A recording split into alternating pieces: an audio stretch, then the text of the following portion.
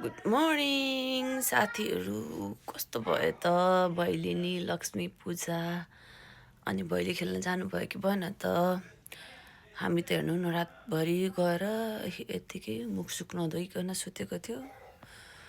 उठेर भिडियो बनाउँदैछु। कस्तो भयो हजुरहरूको लक्ष्मी पूजा? हाम्रो त राम्रै भयो, रमाइलो भयो। भैली खेल्यौँ रातभरि अनि राति आएर सुतेको घरमा। तपाईँहरू भैली खेल्न जानुभयो कि भएन त? आज देउसिरी खेल्न जाने होला होइन? र मेरो आवाज सुनेर बुढी भइएछ, रातभरि बस्न नसक्ने भइएछ।